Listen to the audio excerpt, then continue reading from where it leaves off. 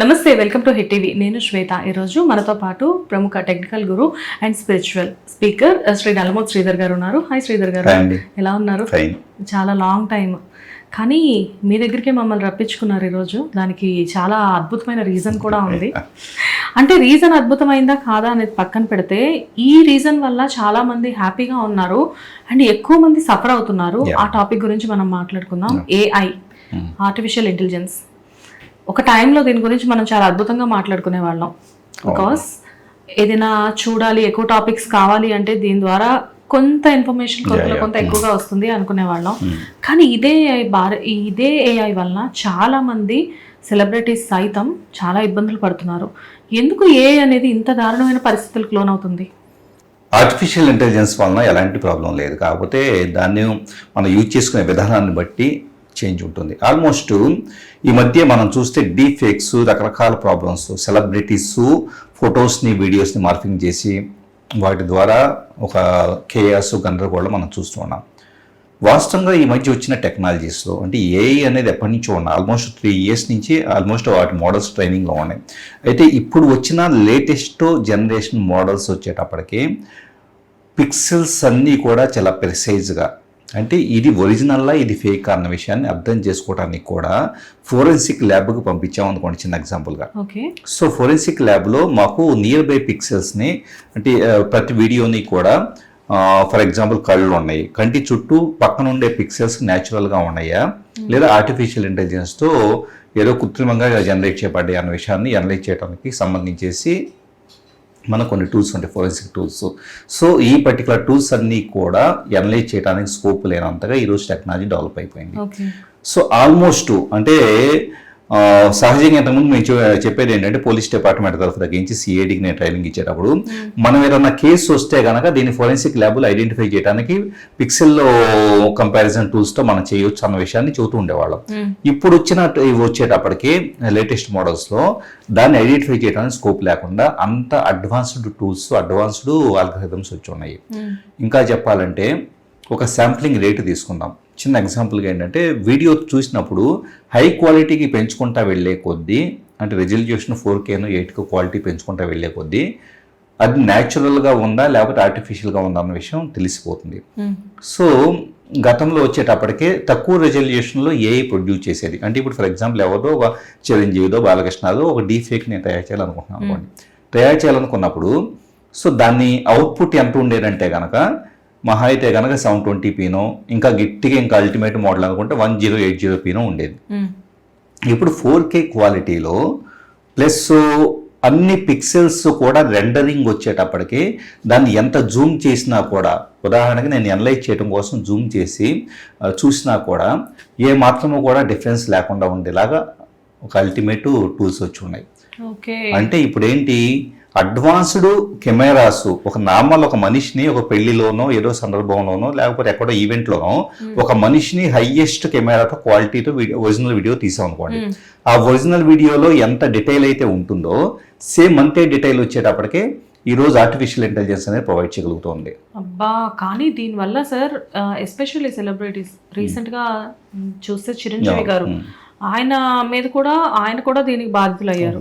And Bollywood లో చూస్తే అక్షయ్ కుమార్ గారు కానివ్వండి, ఐశ్వర్య రాయ్, అభిషేక్ బచ్చన్, కరణ్ జోహార్ లాంటి సెలబ్రిటీస్ ఎంతో మంది దీని నుంచి ప్రాబ్లం ఫేస్ అయిందని చెప్పేసి కంప్లైంట్స్ చేస్తూ ఉన్నారు. కానీ అసలు ఎవరైతే వీళ్ళ ఫేక్ వీడియోస్ చేస్తున్నారో, ఫేక్ ఇమేజెస్ క్రియేట్ చేస్తున్నారో వీళ్ళని పట్టుకోవడం పాసిబుల్ అవ్వదా? అసలు పాసిబుల్ కాదంటే ఏంటంటే చాలా లిమిటేషన్స్ ఉన్నాయి. ఉదాహరణకి ఒక వ్యక్తి 4K క్వాలిటీలో ఒక వీడియో తయారు చేశాడు అనుకోండి. సో ఇప్పుడు నేనే తయారు చేశాను అనుకోండి ఒక సెలబ్రిటీ పేరు మీద చేస్తే, ఇప్పుడు ఏంటి, ఫస్ట్ హ్యాండ్లో అది హై క్వాలిటీలో ఉంది. అదే క్వాలిటీ వీడియోని ఫోరెన్సిక్ ల్యాబ్కి పంపిస్తే కనుక ఆటోమేటిక్ అది ఫస్ట్ ఒరిజినల్లా ఫేక్ అన్నదాన్ని ఐడెంటిఫై చేయడం ఈజీగా అర్థమైంది. అదే నేనేం చేస్తున్నాను, ఒక 10 మందికి వాట్సాప్లోనో టెలిగ్రామ్లో షేర్ చేశాను. సో వాళ్ళు ఇంకో 10 మందికి షేర్ చేశారు. ఇదంతా జరిగి 1 month or 2 monthsకు ఎవరైతే సెలబ్రిటీ ఉంటారో వాళ్ళకే నా పేరు మీద ఒక ఫేక్ వీడియో సర్క్యులేషన్ అవుతున్న విషయం వాళ్ళకు 2 monthsకి అర్థమైంది. అప్పుడు వాళ్ళు వెళ్ళి కేసు ఫైల్ చేశారు. చేసినప్పుడు ఫస్ట్ ఒరిజినల్ ఫేక్ ఐడెంటిఫై చేద్దామంటే ఫోరెన్సిక్ ల్యాబ్ పంపిస్తే అప్పటికేంటి చేతులు మారటం వలన నేను మీరు ఇంకొకళ్ళకి ఇలా పంపించుకుంటా వెళ్ళే కొద్ది ఏమవుతుందంటే ఆ ట్రాన్స్ఫర్ చేసేటప్పుడు కంప్రెషన్ ఆల్గారిథమ్స్ వలన వీడియోలో పిక్సెల్స్ అంతా పగిలిపోయేసి క్వాలిటీ తగ్గిపోతుంది. ఓకే. సో క్వాలిటీ తగ్గిపోయి ఫైనల్గా నెల తర్వాత కంప్లైంట్ చేసే టైంకి ఏ క్వాలిటీ ఉంది, నేను 4K క్వాలిటీ అనేది తయారు చేస్తే 360p క్వాలిటీ కూడా ఈక్వలెంట్గా లేదు, బ్లర్ అయిపోయేసి రకరకాలుగా ఉంది. వీడియో ఉంది కానీ దాంట్లో పిక్సెల్స్లో డీటెయిల్ లేదు. ఇప్పుడు వెళ్ళేసి కంప్లైంట్ చేసిన తర్వాత ఫస్ట్ వచ్చే ఛాలెంజ్ ఏంటంటే డిపార్ట్మెంట్ దగ్గర ఇది ఒరిజినల్ ఫేక్ అన్న విషయం అర్థం చేసుకున్నా ట్రై చేస్తే కనుక ఎలాంటి డీటెయిల్ లేదు. సార్ అసలు నిజానికి పోలీసులు కూడా దీని మీద వర్క్ చేయాలి అంటే డిపార్ట్మెంట్ కూడా ఇది ఒక ఛాలెంజ్, చాలా పెద్ద ఛాలెంజ్. ఎందుకంటే ఎన్ని కేసెస్ అని తీసుకుంటారు, ఎన్నని వాటి మీద యాక్షన్ తీసుకుంటారు, ఎన్నిటి మీద ఇన్వెస్టిగేషన్ చేస్తారు. మీరు అన్నది చాలా కరెక్ట్ పాయింట్ అండి. ఎందుకంటే ఇప్పుడు అనుకుంటారు పోలీస్ డిపార్ట్మెంట్ తలుసుకుంటే ఇది సాధ్యం కాదా అని చెప్పేసి అని. ఒక ఎగ్జాంపుల్ చెప్పాలంటే కనుక ఇన్నిసార్లు ఒక 10 మంది 100 మంది షేర్లు చేసుకుంటా వెళ్ళిన తర్వాత సో 100వ వ్యక్తి దగ్గర నుంచి 100 వ్యక్తి దగ్గర పోలీస్ కేసు ఫైల్ అయింది. అతని దగ్గర నుంచి అసలు ఒరిజినల్ ఎవరు తయారు చేశారు 100 మంది రివర్స్ ఇంజనీరింగ్ చేసుకుంటా వచ్చి నన్ను పట్టుకోవాలి అనుకున్నారు చిన్న ఎగ్జాంపుల్గా. ఇప్పుడు ఏమైంది, ఈ 100 మందికి సంబంధించి లాస్ట్ 100వ పర్సన్నే నీకు ఎక్కడి నుంచి వచ్చిందంటే అతను ఏం చెబుతాడు, ఒక టెలిగ్రామ్లో వచ్చింది అంటాడు.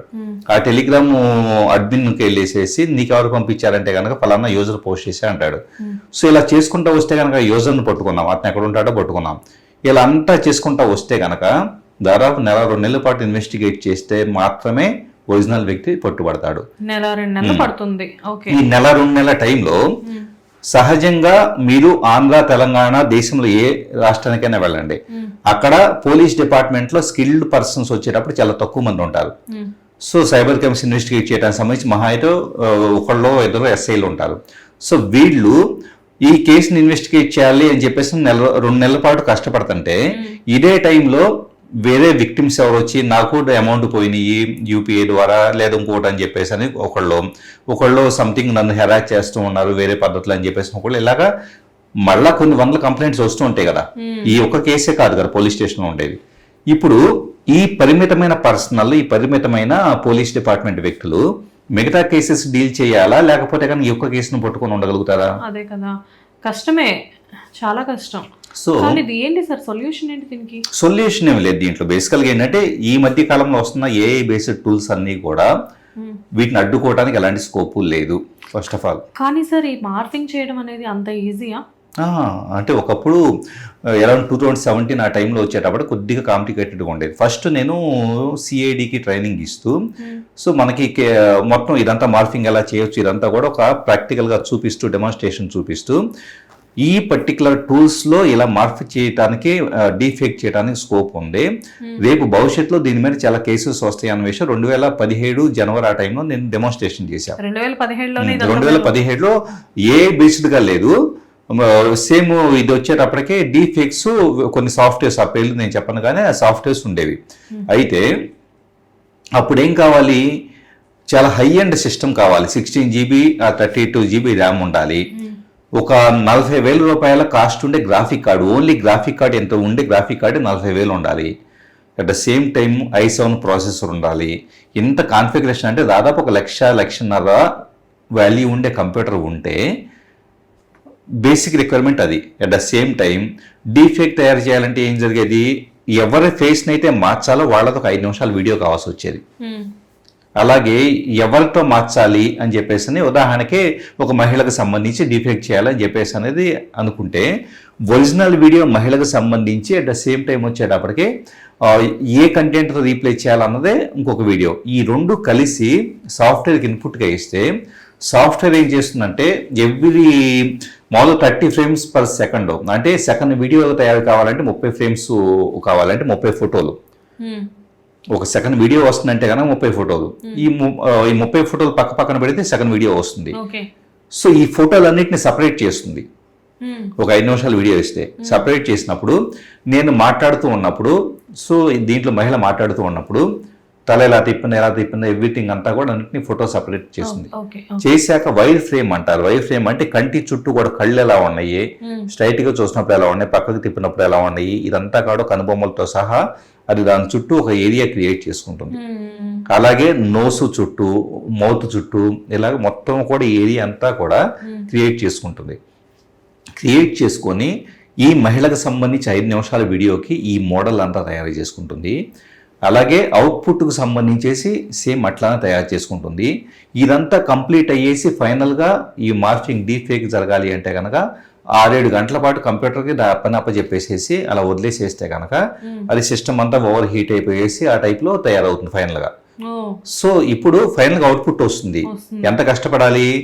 1.5 lakh దాకా వాల్యూ ఉండే కంప్యూటర్ కావాలి. అట్ ద సేమ్ టైము ఇలాగా చాలా టైం కన్జ్యూము. ఎప్పుడు 2017లో. ఎప్పుడు తర్వాత 2021 వచ్చేటప్పటికి మెషిన్ లెర్నింగ్ అల్గారిథం వచ్చింది MLలో. అప్పటికే సో సిస్టమ్ కాన్ఫిగరేషన్ అంత అవసరం లేదు, చాలా ఫాస్ట్గా డీఫెక్ట్ ఎలాగ వచ్చేసింది. అట్ ద సేమ్ టైం చెప్పాలంటే అంతకుముందు 95% యాక్యురసీ ఉండేది. అంటే ఇప్పుడు ఈ ఏరియా అంతా ఇప్పుడు ఫర్ ఎగ్జాంపుల్ డీఫేక్ ఎప్పుడు చూస్తే అంతకుముందు ఈ ఏరియా దగ్గర నుంచి నేను లైన్ గీస్తున్నట్లుగా గెడ్డం ఈ ఏరియా ఎంతవరకు తీసుకుంటుంది. సో చిన్న కింద భాగం కానీ ఇలాంటివంతా తీసుకోదు. సో ఈ ఏరియా వరకు తీసుకొని దాన్ని రీప్లేస్ చేస్తుంది. ఇప్పుడు ఆ అవుట్పుట్ వీడియో చూస్తే ఇక్కడికి మధ్య డిఫరెన్స్ కొద్దిగా చిన్న పిక్సెల్స్ అలా బ్లర్ అవుతున్నట్లు ఆ టైప్లో కనపడతా ఉండేది. సో దాంతో అర్థమైపోయేది ఇదేదో సంథింగ్ మ్యానిపులేట్ చేయబడిన వీడియో అని. ఇప్పుడు 2021 వచ్చేటప్పటికి ఈ డిఫరెన్స్ లేదు, కలిసిపోయింది. ఇది ఒరిజినల్ వీడియో లాగా అనిపించింది. 98% యాక్యురసీకి వచ్చింది. ఇప్పుడు 2025లో ఆర్టిఫిషియల్ ఇంటెలిజెన్స్ వచ్చాక ఇది 100% ఈ మనిషే ఈ వీడియోలో ఉన్నారని చెప్పేసి అంత న్యాచురల్గా వచ్చేలాగా, అది కూడా వీడియో అవసరంలా ఇప్పుడు ఒక చిన్న ప్రొఫైల్ పిక్ ఏ వాట్సాప్లోనే పెట్టుకున్న ప్రొఫైల్ పిక్ ఈ సాఫ్ట్వేర్కి ఇచ్చేసేస్తే కనుక ఆ పిక్ని బేస్ చేసుకొని చిరంజీవో లేకపోతే బాలకృష్ణనో లేకపోతే కానీ మహిళ ఎవరొకళ్ళు నిజంగానే ఈ వీడియోలో ఉన్నారని చెప్పేసి అనేదంతగా మనకు అవుట్పుట్ వచ్చేస్తుంది.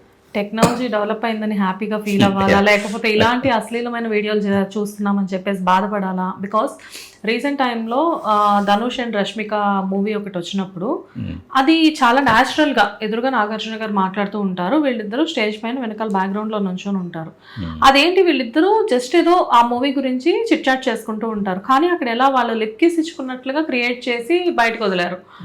అది అంత పెద్ద ప్రొఫైల్ ఉన్న స్టార్స్ కదా వాళ్ళు, అలాంటి వాళ్ళ మీదే అలాంటివి చేస్తే చిన్న చిన్న వాళ్ళు ఇప్పుడు కాలేజ్ స్టూడెంట్స్ ఉన్నారు, ఆ ఆడపిల్లల్ని కానివ్వండి ఎలా అయినా బ్లాక్మెయిల్ చేసే ఛాన్సెస్ ఉన్నాయి అబ్బాయిలు. మేము ఒక కేసు చూసామండి, అరౌండ్ ఒక 2 years బ్యాక్ జరిగిన కేసు. మహబూబ్నగర్లో ఒక అమ్మాయి, సో ఆ అమ్మాయిని ఎవడో ప్రపోజ్ చేశాడు, ఇంటర్మీడియట్ అమ్మాయిని ప్రపోజ్ చేసి రిజెక్ట్ చేస్తే వాడు ఏం చేస్తున్నాడు, ఆ అమ్మాయిని వాట్సాప్ డీపీ తీసుకెళ్ళేసి డీప్ ఫేక్స్తో ఒక ఫేక్ వీడియో తయారు చేసి, సో ఈ ఫొటోస్ వీడియోస్ పంపించి మార్ఫుడ్ వీడియోస్ని నువ్వు నాతో స్పెండ్ చేయకపోతే కనుక నేను వీటన్నిటిని పబ్లిక్ చేస్తానని చెప్పేసి బ్లాక్మెయిల్ చేయడం మొదలుపెట్టాడు. సో ఆ అమ్మాయి తట్టుకోలేక ఆల్మోస్ట్ ఇంటి దగ్గర చెప్పుకోగలిగే పరిస్థితి కాదు, వాళ్ళ ఇంట్లో వాళ్ళు తిడతారు అది భయపడిపోయేసి సూసైడ్ చేసుకుంది. అంటే మీరు అన్నట్లు ఎంత దారుణంగా అంటే ఈ టైప్ ఆఫ్ కంటెంట్ భారీ మొత్తంలో రాబోతూ ఉంది. ప్రతి ఒక్కళ్ళు కూడా సీరియస్లీ చెప్పాలంటే కనుక చాలా చోట్ల దీని గురించి మాట్లాడేటప్పుడు ఏంటంటే దీని సొల్యూషన్ ఏంటి అంటారు. ఇంతకుముందు మనం అనుకున్నాం పోలీస్ దగ్గరికి వెళ్ళినా కూడా అది ఒరిజినల్ ఫేక్ అన్న విషయం అర్థమయ్యే స్కోప్ లేదు. సో దీనివల్ల సార్ మనం ఏంటంటే ఇంట్లో ఉన్న పిల్లలకు కానివ్వండి, మన సరౌండింగ్స్లో ఉన్న వాళ్ళకి ఎవరికైనా కానివ్వండి, ఈ విషయం గురించి ప్రతి ఒక్కరితో కూడా మనం డిస్కస్ చేయడం చాలా అవసరం. ఎందుకంటే ఫ్యూచర్లో వాళ్ళకి సంబంధించి ఏదైనా వీడియోస్ వచ్చాయి అని చెప్పేసి వాళ్ళు చెప్పి పిల్లలు భయపడే పరిస్థితులు ఉన్నాయి. కాబట్టి ప్రతి పేరెంట్ కూడా పిల్లలకి ముందే ఇంటిమేట్ చేయడం చాలా మంచిది, చాలా అవసరం. మీరు భయపడొద్దు, మిమ్మల్ని ఎవరైనా బెదిరించినట్లయితే కనుక ఈ విషయాన్ని మాకు పేరెంట్స్కి చెప్పండి అని చెప్పేసి పేరెంట్స్ ఈ విషయంలో పిల్లలతో చాలా ఫ్రెండ్లీ అట్మాస్ఫియర్ క్రియేట్ చేసుకోవాలి. అంటే శ్వేత గారు ఒకటండి, ఇది అవగాహన పెంచడం ఒక ఎత్తు అయితే ఒకటే గుర్తు పెట్టుకోవాలి, పిల్లలకి ఎమోషనల్ బ్యాలెన్స్ పెంచడం చాలా అవసరం. ఎందుకంటే ఎవడో ముక్కు మొహం తెలియని ఎవడో ఒక వీడియో క్రియేట్ చేశాడు అని చెప్పేసి అని వాడికి చదువు లేదు, వాడికి యాటిట్యూడ్ లేదు, వాడి క్యారెక్టర్ లేదు, ఏదో సంథింగ్ ఏదో ఫోటో దొరికిందని క్రియేట్ చేశాడు అనుకుందాం. సో వాడి గురించి ఏదో సంథింగ్ ఎమోషనల్ డిస్టర్బ్ అయిపోయేసి సూసైడ్ చేసుకోవడం లేకపోతే డిప్రెస్ అవడం అంత అవసరం లేదు. నీ లైఫ్ చాలా మోస్ట్ ఇంపార్టెంట్. ఈ భూమి మీదకి వచ్చిన తర్వాత యూ హ్యావ్ కంప్లీట్గా కరేజియస్గా బతికే ఇది నీకు ఉందని చెప్పేసి అని పిల్లల్ని మోటివేట్ చేస్తున్న అవసరం ప్రతి పేరెంట్కి ఈరోజు ఉంది. లేకపోతే ఏంటంటే ఎవడో కూడా ఏదో క్రియేట్ చేస్తాడు, వీళ్ళకి తెలుసో తెలియకో ప్యానిక్ అయిపోయేసి లేకపోతే ఎమోషనల్ అయిపోయేసి సో జీవితాన్ని ఇచ్చేసుకుంటే కనుక పేరెంట్స్ ఎంతోమంది పేరెంట్స్ నిజం కొన్నిసార్లు కాలేజీలకు వెళ్తే వాళ్ళ పేరెంట్స్ కొన్ని సందర్భాల్లో పేరెంట్స్ కూడా వచ్చి వాళ్ళు మాట్లాడే మాటలు వింటూ ఉంటే కనుక వాళ్ళు పాపం కష్టపడి తినక అలాగా కాలేజీలకు పంపించి చదివిస్తూ ఉంటారు. ఎంత అల్లార ముద్దుగా చూసుకున్న పిల్లలు వీళ్ళ వీళ్ళ మీద ఇలాంటి డీప్ వీడియోస్ వస్తే కనుక మరి వాళ్ళ తల్లిదండ్రులు ఏమైపోవాలి చెప్పండి? డెఫినెట్గా సార్, అది ఏదో ఆ కాసేపు వాళ్ళ సంతోషం కోసం వీళ్ళు ఏదో క్రియేట్ చేస్తున్నారు, కానీ అవతల ఆ పిల్లల మీదే ఆశలు పెట్టుకొని బ్రతుకున్న ఫ్యామిలీస్ ఏంటి, ముఖ్యంగా తల్లిదండ్రుల పరిస్థితి ఏంటి అనేది ఎవరు ఆలోచించట్లేదు. అంటే మీరు అన్నట్లుగా ప్రతి ఒక్కళ్ళకి కూడా ఈ అట్మాస్ఫియర్ అనేది మనం క్రియేట్ చేయడం చాలా అవసరం. ఎగ్జాక్ట్లీ. శ్రీధర్ గారు, దీని గురించి మీరు చాలా బాగా ఎక్స్ప్లెయిన్ చేస్తున్నారు. ఒక డెమో మాకు ఏదైనా వీడియో చేసి ఇవ్వగలరా? తప్పకుండానండి, తప్పకుండా. నేను సిస్టంలో వచ్చేటప్పటికి దీనికి సంబంధించి ఒక ప్రాక్టికల్ డెమో ఇప్పుడు ఇస్తాను. Okay, please sir. సో ఇక్కడ డీప్ ఫేక్స్ ఎలా చేస్తాను దానికి ఒక చిన్న ఎగ్జాంపుల్ నేను చూపిస్తూ ఉన్నాను. వాస్తవంగా ఇది నాకు సంబంధించిన నా వీడియో. ఈ వీడియోకి మహేష్ బాబుకు సంబంధించిన డీప్ ఫేక్ చేయాలి అంటే నా ఫేస్ బదులు మహేష్ బాబు ఫేస్ రావాలంటే కనుక ఇక్కడ మనం చూడండి, షాపర్ మోడల్స్ అని చెప్పేసి రకరకాలు దీంట్లో సాఫ్ట్వేర్లు అవైలబుల్ అవుతూ ఉన్నాయి. ఫస్ట్ నేను ఒక ఇమేజ్ని సెలెక్ట్ చేసుకొని, ఉదాహరణకి క్లియర్ ఫేసెస్ అంటున్నాను, ఫైండ్ ఫేసెస్ అని కొట్టేసి నా ఫోటో వచ్చింది. దీని బదులుగా ఎవరిని చేంజ్ చేయాలి, మహేష్ అనే దాన్ని సెలెక్ట్ చేస్తున్నాను. మీరు చూస్తే ఆల్మోస్ట్ ఫేస్ ఫీచర్స్ అంతా కూడా ఇక్కడ నేను 4 ఫొటోస్ని తీసుకొని 4 ఫొటోస్ యావరేజ్గా మహేష్ బాబు ఎలా ఉంటాడో సో దాన్ని నేను ఇక్కడ ఎగ్జాంపుల్గా తీసుకోవడం జరిగింది. చూశారు కదా, ఆల్మోస్ట్ నియర్ బై ఫీచర్స్. ఇంకా చెప్పాలి అంటే కనుక ఇంకాస్త ఎడిషనల్గా సెట్టింగ్స్ అవి చేంజ్ చేస్తే కనుక ఆటోమేటిక్గా ఈ యాజ్ ఇట్ ఈజ్ ఫేస్ అనేది వచ్చే స్కోప్ అనేది ఉంటుంది. ఇప్పుడు చిన్న దాన్ని రికార్డ్ అనే బటన్ ప్రెస్ చేస్తే కనుక మహేష్ బాబు మాట్లాడుతూ ఉంటే ఎలా ఉంటుందో మొత్తం 1 by 1 వాయిస్తో సహా వస్తుంది. At the same time lip movements, eye movements ఇలాంటివంతా కూడా మనకి నేను మాట్లాడుతూ ఉన్నప్పుడు ఎలా ఉందో అలా వస్తుంది. వాస్తవంగా మనం సెలెక్ట్ చేసుకునే మోడల్ని బట్టి అక్కడ మీకు హెడ్ అనేది కొద్దిగా అటు ఇటు మూవ్ అవుతున్నట్లు ఉంటుంది. ఈ హెడ్ మూమెంట్ కూడా తెలియకుండా దీంట్లో ఒక సపరేటు మోడల్ సెలెక్ట్ చేసుకున్నప్పుడు ఈ కొద్దిగా షింక్ అవుతుంది, ఎక్స్పాండ్ అవుతుంది కూడా తెలియకుండా. ఎందుకంటే నా హెడ్కి మహేష్ బాబు హెడ్కి మంచి డిఫరెన్స్ ఉంది కాబట్టి ఆల్మోస్ట్ అలా కనపడుతూ ఉంది. ఇప్పుడు మళ్ళీ వెనక్కి వచ్చేసి నేను చూపిస్తాను. ఇప్పుడు మనం చూస్తే కనుక just same as it is ఆ వ్యక్తి మాట్లాడుతుంటే ఎలా ఉంటుంది ఆ ఫీచర్స్ అంతా ఇక్కడ రిఫ్లెక్ట్ అవుతూ ఉన్నాయి. దీనిని స్టాప్ చేసి మోడల్స్ని చేంజ్ చేసుకుంటే మనకి ఇంకా రియలిస్టిక్గా లేదనుకుంటే కానీ ఇంకో టైప్లో మనం ఇక్కడ తయారు చేసుకోవచ్చు. అలాగే ఇవన్నీ కూడా ట్రైనింగ్ మోడల్స్ అంటూ ఉంటాం. ఎంత న్యాచురల్గా కావాలి, ఎంత రెజల్యూషన్స్తో కావాలి, ఇవన్నీ పారామీటర్స్ అనేది దీంట్లో మనకి కనపడుతూ ఉంటాయి. 100% దీంట్లో సెట్టింగ్స్ని మనం కరెక్ట్గా కాన్ఫిగర్ చేసుకుంటే కనుక న్యాచురల్గా డీఫెక్ట్ చేసుకోవడానికి సంబంధించి ఈ సాఫ్ట్వేర్ హెల్ప్ అవుతూ ఉంటుంది. ఇలాంటి టూల్స్ ఈరోజు ఇంకాస్త హై క్వాలిటీ వస్తూ ఉన్నాయి. ఉదాహరణకి ఇక్కడ మనం చూస్తే 256 బిట్లో వచ్చేలా కనపడుతుంది. ఇంకాస్త మనం హై క్వాలిటీగా ఫేస్ ఎన్హాన్సర్ అని చెప్పేసి అంటే ఫేస్ ఇంకాస్త హై రెజల్యూషన్ ఉండేలాగా 2040 GPN మోడల్ కూడా దీంట్లో ఉండటం మనం ఇక్కడ చూడొచ్చు. అంటే ఫేస్ క్వాలిటీ అనేది ఇంతకు ముందుకి ఇప్పుడు వచ్చేదానికి కూడా ఇంకాస్త బెటర్గా ఉండేలాగా ఇక్కడ నేను 2048 అనేది మార్చిన తర్వాత ఇంకాస్త న్యాచురల్గా ఇంకాస్త హై రెజల్యూషన్ రావడానికి ఇక్కడ మీరు చూడొచ్చు. అంటే పూర్తి హై క్వాలిటీలో మనకి ఇమేజ్ అనేది తయారైపోయింది. సో దీన్ని బట్టి మనం అర్థం చేసుకోవచ్చు డీప్ ఫేక్ అనేది ఎంత న్యాచురల్గా రాబోతుందంటే ఇలాంటి టూల్స్ కంప్యూటర్ మాత్రమే కాదు మొబైల్లో కూడా మనం యూజ్ చేసుకోవడానికి తగ్గట్లుగా వస్తూ ఉన్నాయి. చాలా టెక్నాలజీ అనేది చాలా ఎక్కువగా మిస్యూజ్ చేయడానికి ఛాన్సెస్ ఉన్నాయి. అండ్ డీప్ ఫేక్ వీడియోస్ అనేవి చాలా ఎక్కువ అయిపోయాయి ఇప్పుడు. జనరల్గా సార్ ఈ టెక్నాలజీని ఇంతవరకు మనం క్రియేట్ చేసాము, దీన్ని చాలా బాగా యూజ్ చేస్తున్నాము, అంతా బాగానే ఉంది.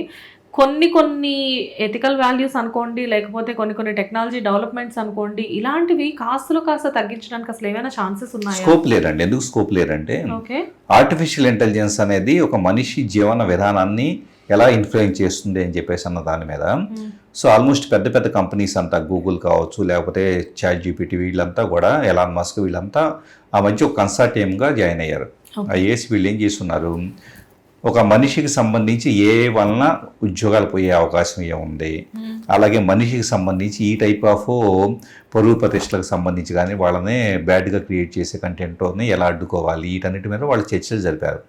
సో ఎలా ఉంటుందంటే ప్రతి కంపెనీ కూడా మనమంతా కలిసి వర్క్ చేద్దామని వీళ్ళు కూర్చున్న తర్వాత అంత ప్రొడక్టివ్ అవుట్పుట్ అని చెప్పేసి అనుకున్నారు. కానీ ఫైనల్గా వచ్చేటప్పటికి ఏ కంపెనీకి ఆ కంపెనీ మళ్ళీ పవర్ఫుల్ టూల్స్ తయారు చేయడం మొదలుపెట్టింది. ఓ ఇప్పుడు గూగుల్లోనే తీసుకుంటాయి. గూగుల్ వచ్చేటప్పటికి గూగుల్లో విష్కు ఇలాంటి కొన్ని టూల్స్లో మనం చూస్తే ఒక అబ్బాయి ఒక అమ్మాయికి సంబంధించిన ఒక 2 ఫొటోస్ అప్లోడ్ చేసి ఒక చిన్న ప్రాంప్ట్, అంటే వీళ్ళిద్దరూ బీచ్లో రొమాన్స్ చేసుకుంటూ ఉన్నారు, ఒకళ్ళొకళ్ళు లిప్ కిస్ చేసుకుంటున్నారు అని చెప్పేసి ఒక చిన్న ప్రాంప్ట్ ఇస్తే కనుక అది యాజ్ ఇట్ ఈజ్గా నిజంగా ఈ ఇద్దరు వ్యక్తులు బీచ్లో ఉన్నట్లుగానే ఫొటోస్ క్రియేట్ చేయగలుగుతుంది.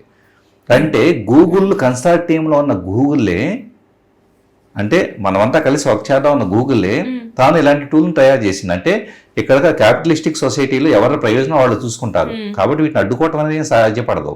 100% మనమే ఒక యూజర్గా వచ్చేటప్పటికి ఇలాంటివి వస్తే మెంటల్గా ప్రిపేర్డ్గా ఉంటాం తప్పించేసి అడ్డుకోవడానికి గవర్నమెంట్ పాలసీస్ లేవు. ప్రపంచవ్యాప్తంగా కూడా అన్ని దేశాలు భద్రతా మండలి కావచ్చు, ఐక్యరాజ్య సమితిలో ఇవంతా కలిసేసి ఒక హ్యూమన్ ప్రైవసీకి సెక్యూరిటీకి ఏమి ఇబ్బంది కలుగుతుంది ఆర్టిఫిషియల్ ఇంటెలిజెన్స్ వలన అన్నదే పూర్తి స్థాయిలో చర్చలు జరిపి ఒక పాలసీ మేకింగ్ తీసుకొచ్చి ప్రపంచంలో ఉన్న అన్ని దేశాలు అన్ని సంస్థలు వీటిని ఫాలో అవ్వాలి, ఈ స్టాండర్డ్స్ ఫాలో అవ్వాలి. బియాండ్ దట్ ఏదన్నా క్రియేట్ చేస్తే కనుక ఖచ్చితంగా భారీ ఫైన్స్ ఉంటాయి అని చెప్పేసి ఒక పాలసీ మేకింగ్ వస్తే తప్పించి వీటిని అడ్డుకోవడం సాధ్యపడదు. అందుకేనేమో సార్ ఇన్స్టాగ్రామ్లో వాటిల్లో చూస్తే పెద్ద పెద్ద హీరోస్ కూడా ఆ హీరోయిన్తో జనరల్గా ఒక మూవీ చేస్తే వాళ్ళిద్దరు కూడా ఆ మూవీలో అసలు ఆ సీన్ లేకపోయినా అక్కడ ఏదో ఒక రొమాంటిక్ సీన్ క్రియేట్ చేయడం, లేకపోతే వాళ్ళిద్దరు ఒక బీచ్ దగ్గర ఉండి ఒకళ్ళు తలపెట్టుకొని పడుకున్నట్లు ఈ సీన్స్ అన్ని చూసినప్పుడు ఈ మూవీలో ఈ సీన్ లేదు కదా అని చెప్పేసి అనిపిస్తుంది. అట్ ది సేమ్ టైం కొంతమంది కలిసి వర్క్ చేయని ఆర్టిస్టులు కూడా కలిపి కొన్ని ఇమేజెస్ చూడడం, ఇవన్నీ చూసినప్పుడు ఏఐ బాగున్న ఇమేజెస్ నీట్గా ఉన్నాయి అనిపిస్తుంది. అట్ ది సేమ్ టైం వాళ్ళ మధ్యన కొన్ని రొమాంటిక్ సీన్స్ చూపించినప్పుడు అర్రే ఇది కొంచెం ప్రాబ్లం కదా, ఎంత సెలబ్రిటీస్ అయినా వాళ్ళు కూడా మనుషులే కదా, వాళ్ళకి ఫ్యామిలీస్ ఉంటాయి కదా, ఇలాంటివి చూసినప్పుడు అర్థం చేసుకోవడం ఒక రకం, అపార్థం చేసుకుంటే జీవితాలు నాశనం అయ్యే ఛాన్సెస్ ఉన్నాయి. అంటే ఒకటండి, వన్స్ కామన్ అయిపోయిన తర్వాత స్టార్టింగ్లో వచ్చి కొద్దిగా పెయిన్ఫుల్గా ఉంటుంది. వన్స్ కామన్ అయ్యి ఇవన్నీ కామన్ అనుకున్న తర్వాత ఇప్పుడు రెస్పాండ్ అయిన ఈ సెలబ్రిటీసే ఇప్పుడు ఐశ్వర్య ఆ మధ్య నన్ను నా ఫొటోస్ని అభ్యంతరకరంగా వాడుతున్నారని కోర్టుకి వెళ్ళింది. సో ఇప్పుడు చిరంజీవి గారు వెళ్ళారు. ఇట్లా అందరూ కూడా స్టార్టింగ్లో రెస్పాండ్ అవుతారని మెల్లమెల్ల కంటెంట్ విపరీతంగా పెరిగిపోతుంది. వీ కాంట్ కంట్రోల్ అనే స్టేజ్కి వెళ్ళిన తర్వాత ఇవన్నీ కామన్లో నడుస్తూ ఉంటాయి అని చెప్పేసి వదిలేసేస్తారు. ఇంకో థింగ్ ఏంటంటే మీరు చెప్పిన దాంట్లో ఒక ఇంట్రెస్టింగ్ పాయింట్, సరే సెలబ్రిటీ సంగతి పక్కన పెట్టండి, ప్రాక్టికల్గా ఈ మధ్య ఏఐ వలన సో ఈ టైప్ ఆఫ్ కంటెంట్ అది కాకుండా కొంతమంది ఏంటంటే సంథింగ్ నేను ఆస్ట్రోనాట్గా నేను ఆకాశంలోకి వెళ్ళాను, లేకపోతే రకరకాలుగా దే ఆర్ క్రియేటింగ్ రకరకాల ఫొటోస్. సో ఇప్పుడు నేను సింగపూర్ వెళ్ళినట్లు, నేను రకరకాలు వెళ్ళినట్లు ఇదే ఏఐతో క్రియేట్ చేస్తున్నారు. నిజంగా ఏఐ వలన వస్తున్న అతిపెద్ద నష్టం ఏంటంటే ఇంకొక ఆస్పెక్ట్లో, ఎప్పుడైతే మనం ఒక దగ్గరికి సింగపూర్ ఇంకో దగ్గరికి వెళ్ళినప్పుడు ఒకటి అచీవ్ చేసినప్పుడు నిజంగా పొందే సంతోషానికి ఏఐతో ఒక ఇమేజ్ క్రియేట్ చేసుకున్న తర్వాత నేను సాటిస్ఫై అయిపోతే కనుక ఇంకా ఒరిజినల్గా సాధించాలనే తపన కూడా పోతుంది. అది నిజం సార్. ఏంటి సార్, ఏదైనా మనకు అర్థం కాకపోతే ఏఐలోకి వెళ్ళిపోయి ఏదైనా మాట్లాడేసి అక్కడ నుంచి ఏమైనా క్వశ్చన్స్ తీసుకుంటే అసలు మన బ్రెయిన్ ఉపయోగించే అవసరం లేకుండా ఉంది. సో సొంత నాలెడ్జ్ లేనప్పుడు మనకు సాటిస్ఫాక్షన్ ఎక్కడ నుంచి వస్తుంది? సొంత నాలెడ్జ్ లేదు, సొంతంగా మనం ఏదన్నా సంథింగ్, ఇప్పుడు ఫర్ ఎగ్జాంపుల్ అంతకుముందు ఏంటి, 1 సంవత్సరం 2 సంవత్సరాలు కొద్దిగా మిడిల్ క్లాస్ పీపుల్ ఏం చేస్తారు, 1-2 సంవత్సరాలు డబ్బులు కూడా పెట్టుకొని ఇప్పుడు వీలు ఉన్నప్పుడు ఏ సింగపూర్ ఇంకో దగ్గరికి వెళ్ళాలి అని ట్రిప్లు ప్లాన్ చేసేవాళ్ళు. ఇప్పుడు ఏంటి, ఏఐ వచ్చిన తర్వాత ఫోటోలు తయారు చేసుకుంటున్నారు. దుబాయ్లో రకరకాల ప్లేసెస్లో ఉన్నట్లుగా ఫోటోలు తయారు చేస్తున్నారు. చేసిన తర్వాత ఆటోమేటిక్గా అసలు దుబాయ్ సింగపూర్ వెళ్ళాలన్న ఆలోచన కలగదు. ఎందుకు కలగదు అంటే కనుక, అంటే motivation of living the life it self పోతుంది. అక్కడ ఇంకొకటి కూడా జరుగుతుంది సార్, ఒక మోడల్ని ఫోటో తీస్తే ఆ మోడల్ ఉన్న దానికంటే కూడా ఇంకా అందంగా కనిపించడానికి ఇప్పుడు ఏమైంది, మీరు న్యాచురల్గా అక్కడికి వెళ్ళిన తర్వాత అక్కడంతా కూడా ఏఐ చూపించిందేమో చాలా కలర్ఫుల్ గాను చాలా గ్లోరియంట్ గా కనపడుతుంది. అక్కడికి వెళ్ళిన తర్వాత నిజంగా సీనరీస్ ఏమున్నారో వెళ్ళారనుకోండి, ఆ కొండలు ఏఐలో కనపడినంత అద్భుతంగా బ్యూటిఫుల్ గా అక్కడ కనపడవు. కనపడంగానే బాగలేదని చెప్పేసి వచ్చేస్తా ఉంటారు. అంటే artificial intelligence the fragrance of life ని స్పాయిల్ చేస్తుంది. న్యాచురల్గా ఉండే బ్యూటీని, అక్కడ ఉండే ప్రకృతి అందాన్ని పక్కన పెట్టేసి ఆర్టిఫిషియల్ కలర్స్ని తీసుకొచ్చి అబ్బాయి ఎంత బాగుందనే ఫీలింగ్ని తీసుకొచ్చి ఆ ఎంత బాగుందే దానివల్ల ఏమైందంటే న్యాచురల్గా బయట కనబడేదాన్ని ఎంజాయ్ చేయడం మానేసాం. రైట్. సార్ దీనివల్ల ఇప్పుడు ముందు ముందు జాబ్స్ కూడా చాలా ప్రాబ్లంలో పడే ఛాన్సెస్ ఉన్నాయి అంటున్నారు. ఫర్ ఎగ్జాంపుల్ మా ప్రొఫెషనే తీసుకున్నాము. ఒక యాంకర్ కూడా ఇలా డైరెక్ట్గా వచ్చి మీతో మాట్లాడడం వేరు, కానీ ముందు ముందు ఏంటంటే ఒక ఏఐలో ఒక మనిషిని క్రియేట్ చేసేసి శ్రీధర్ నల్లమోతు గారు అని చెప్పేసి ఎవరో ఒక అమ్మాయిని పెట్టేసి మిమ్మల్ని క్వశ్చనింగ్ అడిగించవచ్చు. దానివల్ల ఏంటంటే టైం తగ్గుతుంది, శాలరీస్ ప్రాబ్లం ఉండదు, ఎన్ని ఉంటాయి. కంపెనీస్ ఈ వేలో కూడా ఆలోచించవచ్చు. అండ్ సాఫ్ట్వేర్ వాళ్ళకైతే చెప్పనే అవసరం లేదు. నిజంగా ప్రతి ఒక్కరికి కూడా జాబ్ రిస్క్ ఉంది అని కూడా అనుకోవచ్చా? ఉంది, కానీ ఒకటండి, ఎంత రిస్క్ ఉన్నా కూడా ఈ రిస్క్లో మీరు యాజ్ యాంకర్గా మీ ఇంపార్టెన్స్, నేను ఒక ప్రొఫెషనల్గా నా ఇంపార్టెన్స్ అనేది నేను పెంచుకోగలిగితే, ఎలా ఇంపార్టెన్స్ పెంచుకోగలుగుతాను, నా మాట తీరులో వచ్చేటప్పటికి, నా నాలెడ్జ్లో వచ్చేటప్పటికే ఉండే ఒక టైప్ ఆఫ్ ఫ్లేవర్ ఉంటుంది. ప్రతి మనిషికి కూడా they have the unique style ఉంటుంది. ఆ యూనిక్ స్టైల్ని మీరు పెంచుకోగలిగితే కనుక, ఇప్పుడు మీరు రోబోటిక్గా ఎవరో సంథింగ్ ఏ యాంకర్ వచ్చేటప్పటికి శ్రీధర్ నల్లమూత గారు అని చెప్పేసి అడిగేదానికి, మీరు న్యాచురల్ ఎక్స్ప్రెషన్స్తో ఆ టైంలో మాట్లాడేటప్పుడు మీ ఫేస్లో, బాడీ లాంగ్వేజ్లో వచ్చే అన్ని రకాల చేంజ్కి ఏఐ మోడల్కి అసలు ఏమాత్రం పొంతన ఉండదండి. సో అసలు న్యాచురల్గా ఉండదు, ఒక టైప్ ఆఫ్ రోబోటిక్గా ఉంటుంది. సో అందుకని ఏంటంటే ఏఐ వస్తుంది ఉద్యోగాలు పోతాయనే దానికన్నా కానీ యాంకరింగ్ కావచ్చు, లేకపోతే స్క్రిప్ట్ రైటింగ్ కావచ్చు. స్క్రిప్ట్ రైటింగ్ కూడా చాలా మంది భయపడుతూ ఉన్నారు. Script why can't you write అంటే, ఎప్పటికైతే ఇంకాస్త క్రియేటివ్గా ఏఐ కంటే అద్భుతంగా రాయగలిగే సత్తా నాకు ఉన్నప్పుడు ఇంకా ఎందుకు ఏఐ నన్ను ఏం చేయగలుగుతుంది? కొన్ని ఏఐ వల్ల కూడా కానీ మనుషుల వల్ల సాధ్యపడుతుంది కదా. కాంటెక్స్ట్ అర్థం చేసుకుని ఆ కాంటెక్స్ట్ తగ్గట్లుగా పదజాలము, లాంగ్వేజ్ ప్లస్ ఎక్స్ప్రెషన్, స్టైల్ ఇవన్నీ కూడా నేను ఒక హ్యూమన్ బీయింగ్ నాకుండే అండర్స్టాండింగ్ వేరు. ఏఐ ఏంటి, ఇన్ని రకాలు నాకు ఎలా కావాలని ఒక 10 లైన్లు 20 లైన్లు 1 లైన్ ప్రాంప్ట్ ఇస్తేనే అది చేయగలిగింది. అప్పుడు నేనేమనుకుంటాను, ఈ 10 లైన్లు టైప్ చేసే బదులు నేను సొంతంగా ఆలోచిస్తే బెటర్ కదా అనుకుంటా. Nice. And what about software Sridhar గారు? సాఫ్ట్వేర్ ఫీల్డ్లో కూడా ఆల్మోస్ట్ లాజికల్ థింకింగ్ ఇలాంటివన్నీ పోతాయండి. అంటే ప్రోగ్రామింగ్ ఇలాంటివన్నీ ఈ మధ్యకాలంలో ఆల్మోస్ట్ చాలా హీట్ ప్రొడ్యూస్ అవుతుంది అక్కడ కంపెనీస్లో. జాబ్స్ పోతాయి అని చెప్పేసి ప్రతి ఒక్కళ్ళని ఏ సర్టిఫికేషన్ చేయాలి, ఏ సర్టిఫికేషన్ చేయాల్సిందే, ఏ అడాప్ట్ చేసుకోవాల్సింది అని చెప్పేసి చెబుతూ ఉన్నారు.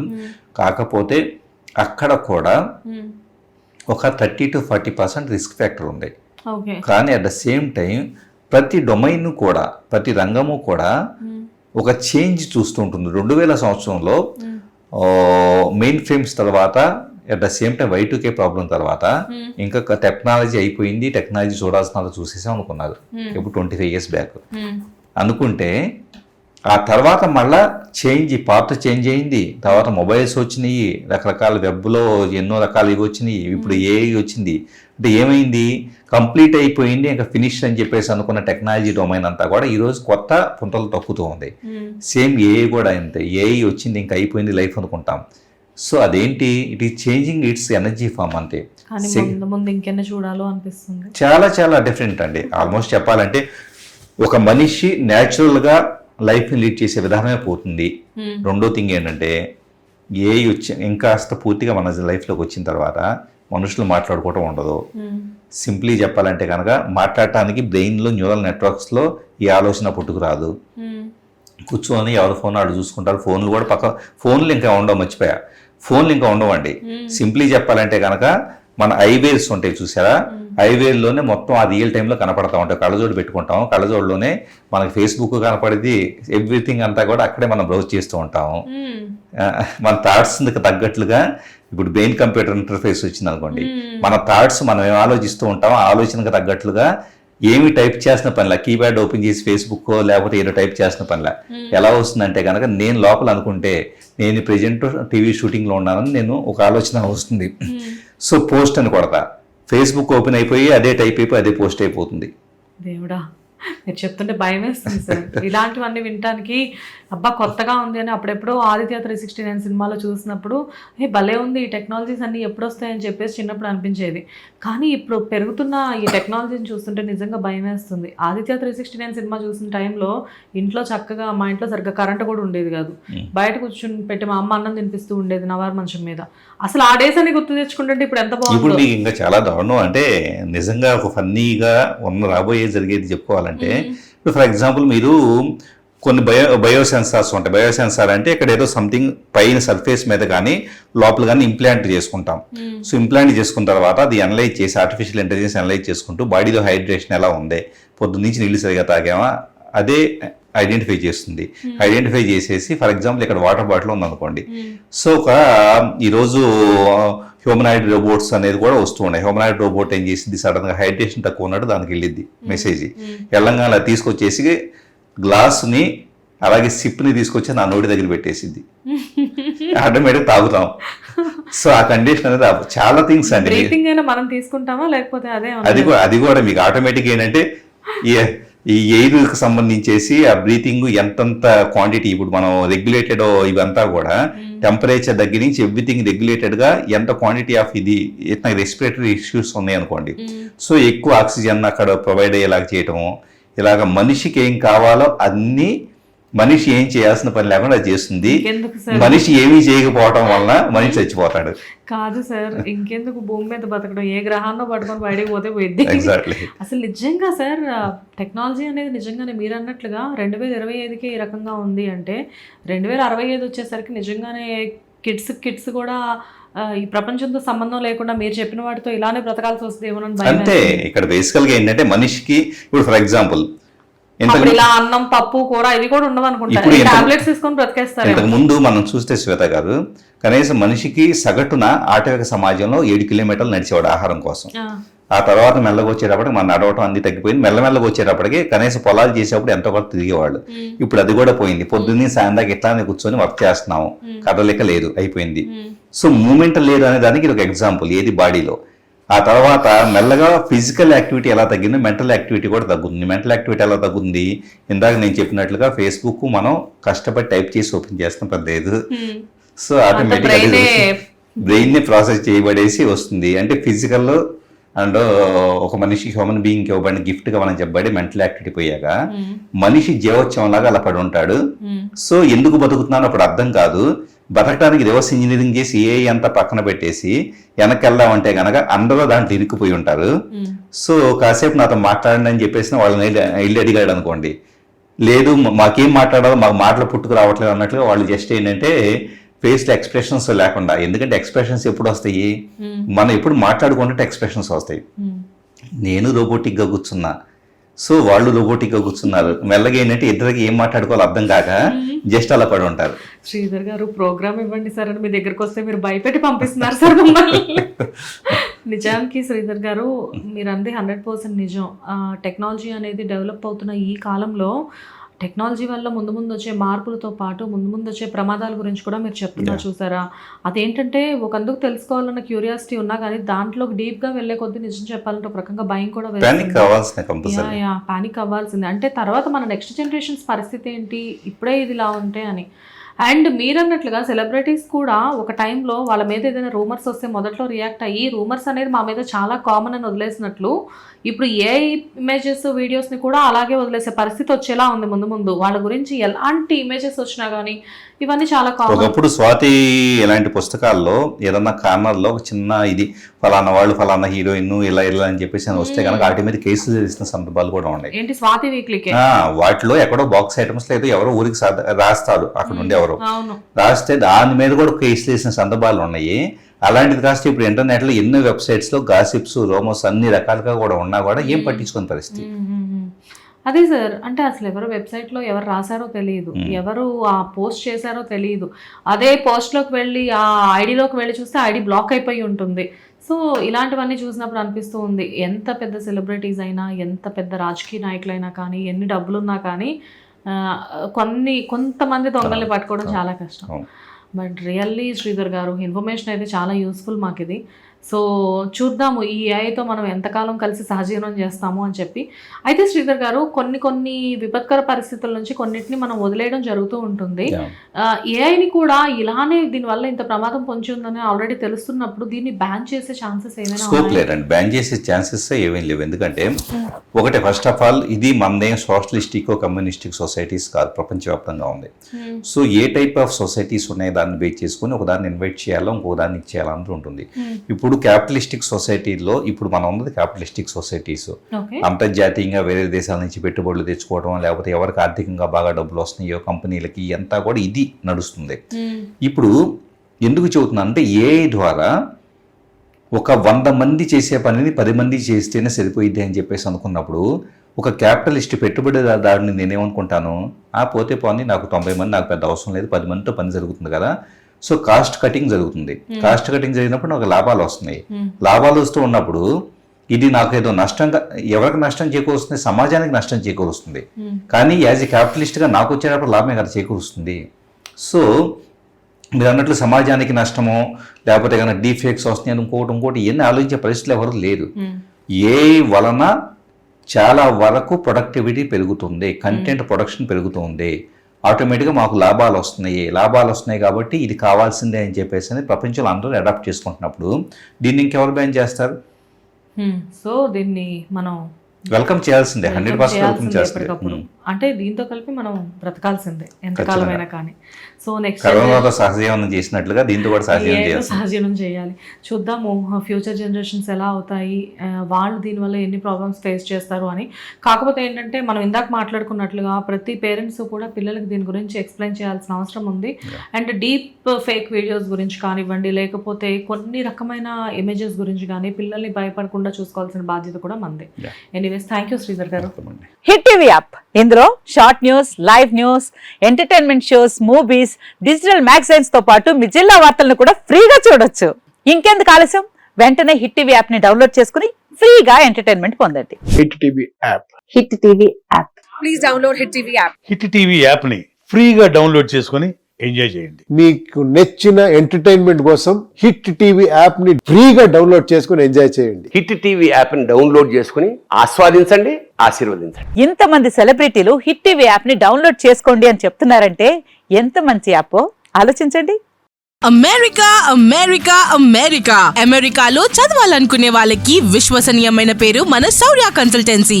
UK లో 1 year masters, UK లో 1 year masters, 2 years work permit up to 5 years visa. Contact Saurya Consultancy.